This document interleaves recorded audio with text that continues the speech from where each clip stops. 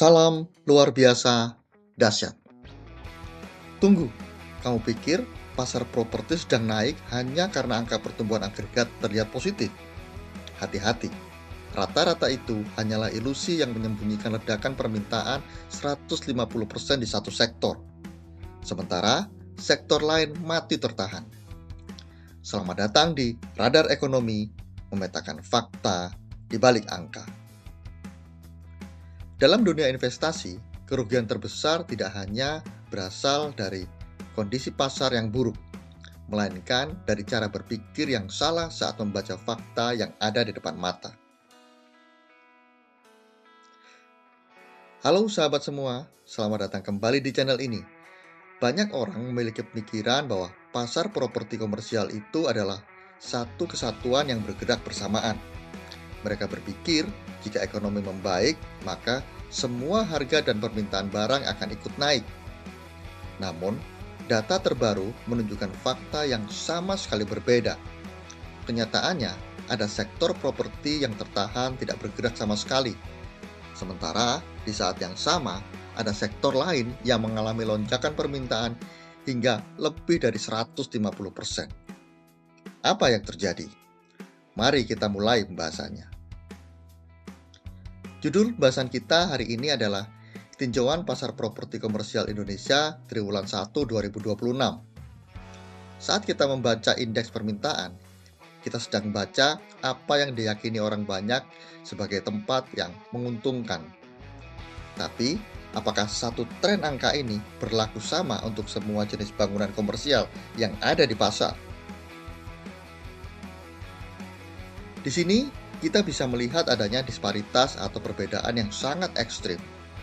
Data menunjukkan bahwa permintaan sektor hotel mengalami lonjakan yang tajam hingga mencapai angka 153,51%. Di sisi lain, sektor retail tertahan pada angka indeks 96,97. Hal ini mematahkan keyakinan umum bahwa properti sedang mengalami pemulihan secara merata. Jika seseorang berkata, pasar properti sedang pulih, data ini membuktikan sebaliknya. Karena pemulihan pasar properti komersial pada awal tahun 2026 ini nyatanya tidak terjadi secara merata. Terdapat jurang pemisah antara sektor yang sangat fluktuatif dan sektor yang stagnan. Jika perbedaannya sejauh ini, apa dampak finansial secara langsung jika kita sampai salah memilih sektor pada tahun ini? Mengapa presentasi data menjadi krusial? Laporan ini menyatakan bahwa mengalokasikan modal di triwulan 1 2026 tanpa memahami kecepatan sektoral adalah tindakan yang beresiko tinggi. Ada dua resiko utama di sini. Pertama adalah resiko bakar modal, yaitu salah masuk ke sektor dengan anomali supply atau permintaan yang ekstrim, seperti convention hall tepat saat berada di puncak valuasi semu.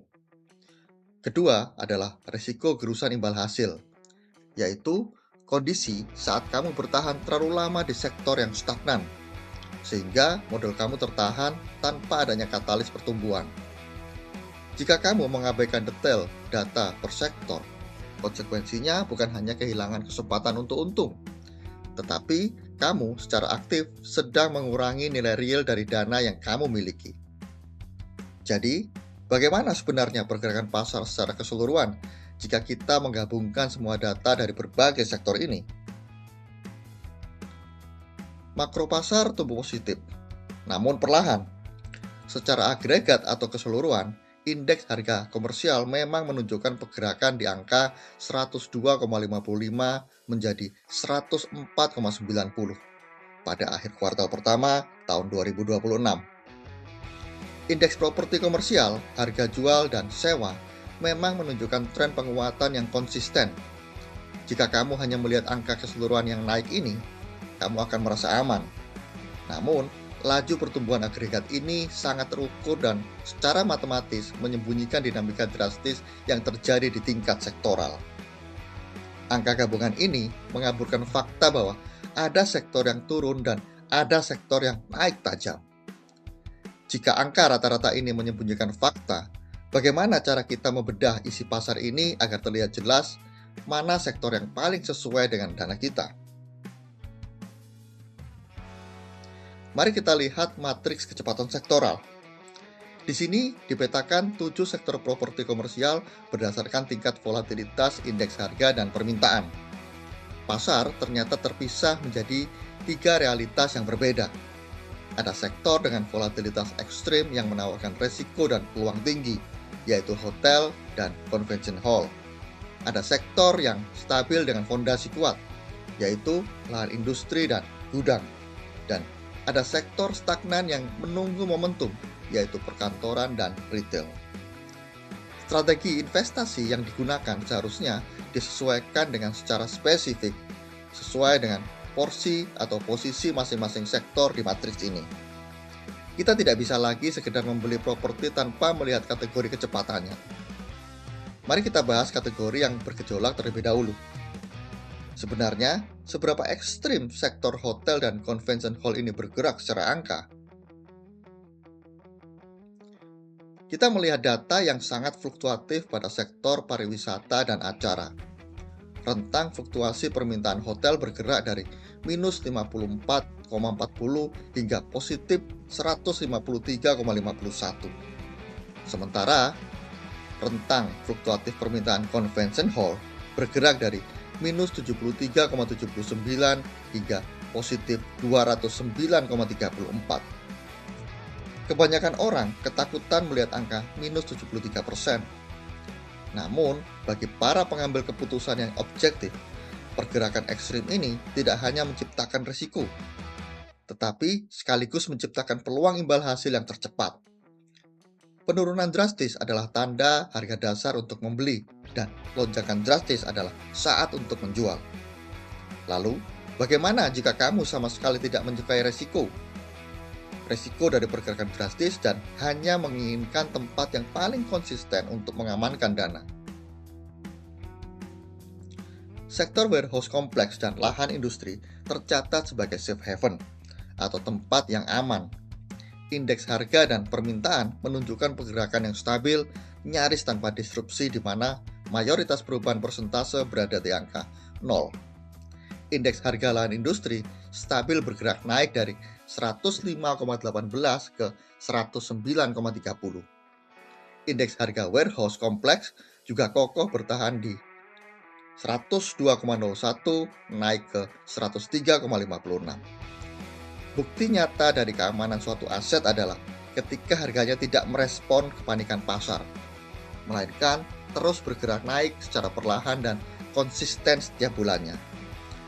Jika sektor lahan industri ini digabungkan dengan gudang yang paling stabil, lalu bagaimana nasib sektor properti yang biasanya paling banyak dibeli orang, seperti pusat perbelanjaan dan gedung perkantoran?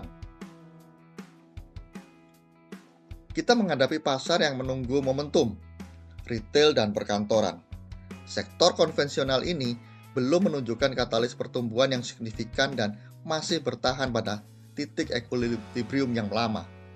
Indeks jual retail tertahan di angka 96,97 tanpa adanya pergerakan. Indeks perkantoran juga hanya berkisar sempit di angka 100,88 hingga 100,96. Tidak adanya katalis membuat sektor ini kurang optimal untuk pertumbuhan modal jangka pendek. Bertahan di sektor yang angkanya datar bukanlah bentuk kesabaran, melainkan bentuk kelalaian finansial. Prioritas utama seharusnya adalah mencari aset yang bergerak naik, bukan membiarkan dana diam di tempat yang tidak merespon perubahan waktu. Selain sektor perkantoran, bagaimana dengan sektor bangunan tempat tinggal vertikal? Apakah perilakunya sama lambatnya? Sektor hunian komersial vertikal menunjukkan fluktuasi yang agresif yang menandakan pergeseran preferensi konsumen. Sempat menyentuh angka atau titik terendah indeks di angka 85,37. Sektor ini kemudian mencatat titik pemulihan indeks angka di 93,63 pada triwulan 1 2026. Pergerakan indeks yang naik turun secara tajam ini menuntut ketepatan waktu atau timing yang sangat presisi bagi pihak pengembang. Kita bisa melihat bahwa penurunan indeks apartemen di awal bukan berarti orang tidak butuh tempat tinggal. Niat dan perilaku konsumen telah berubah dari yang tadinya ingin membeli unit beralih menjadi lebih suka menyewa. Itulah yang menyebabkan angka ini bergerak naik kembali dengan format permintaan yang baru. Seluruh data yang kita bahas ini adalah gambaran besar secara nasional. Namun, bagaimana jika kita memisahkan data antara area ibu kota dengan area penyangga? Mari kita cermati pemisahan wilayah kacamata regional Jakarta vs Bodebek. Sentralisasi ibu kota masih mendominasi matriks harga yang absolut, sementara wilayah penyangga menunjukkan dinamika yang lebih halus. Jakarta mendominasi angka indeks secara absolut berkisar antara 101,16 hingga 102,90. Di lain pihak, wilayah Bodebek menunjukkan serapan pertumbuhan pada angka desimal yang lebih kecil dan stabil, yaitu dari 0,04 hingga 0,68. Kita disadarkan bahwa keuntungan tidak selalu harus didapatkan dari angka indeks yang paling besar. Pertumbuhan angka desimal yang konsisten di arah Bodebek atau di area Bodebek justru memberikan ruang bagi investor dengan modal yang lebih kecil untuk mendapatkan persentase keuntungan yang terukur. Dengan semua pembagian sektor yang rumit serta perbedaan lokasi geografis ini, apa langkah konkret yang bisa direkomendasikan secara profesional saat ini? Kita menuju pada pembahasan implikasi strategis dan aksi. Terdapat 3 aksi nyata yang bisa dilakukan. Pertama, lindung nilai atau hedging, yaitu mengalokasikan porsi dana yang signifikan pada gudang dan lahan industri untuk jangkar stabilitas karena pergerakannya nyaris nol. Kedua, opportunistic play, yaitu memanfaatkan momentum harga dasar di sektor hotel dan convention hall untuk mengejar imbal hasil cepat saat permintaan melonjak. Ketiga, reposisi aset, yaitu menahan atau melakukan reposisi radikal pada aset perkantoran dan retail yang performanya di bawah standar atau tertahan di bawah angka 100. Kamu harus mengukur kondisi danamu sendiri sekarang. Jangan hanya mengikuti apa kata orang. Aplikasikan strategi logistik ini untuk keamanan kamu dan gunakan porsi dana lain untuk masuk ke sektor hotel agar mendapatkan peningkatan yang cepat. Untuk menyatukan semua informasi dan strategi ini, bagaimana kita menyimpulkan kondisi pasar properti komersial pada tahun ini secara menyeluruh? Kesimpulan mutlaknya adalah properti komersial pada tahun 2026 bukan lagi merupakan pasar tunggal. Sehingga penggunaan strategi spesifik untuk setiap sektor adalah kewajiban mutlak. Sektor logistik dan industri masuk kategori stabil dengan indeks konsisten naik ke 109,30. Sektor perkantoran dan retail masuk kategori stagnan karena tertahan di equilibrium lama pada kisaran 96 hingga 101. Dan hospitality termasuk hotel dan convention masuk kategori volatil dengan anomali fluktuasi menembus lebih dari 150%. Penempatan dana yang cerdas kini sangat membutuhkan pemahaman terhadap kecepatan pergerakan tiap-tiap sektor secara terpisah. Bukan sekedar melihat tren makro gabungan yang terjadi secara acak. Sekarang, kamu telah memiliki data yang presisi. Sektor mana yang akan kamu pilih untuk mengamankan nilai kerja keras kamu? Kita telah membedah angka dan realitas pasar properti komersial secara utuh. Bahasan kita hari ini membuktikan bahwa selalu ada peluang bagi mereka yang bersedia membaca data dengan teliti, alih-alih hanya menebak arah pasar. Jika kamu merasa analisis detail ini memberikan wawasan baru yang bermanfaat untuk perencanaan keuangan kamu, pastikan kamu menekan tombol like.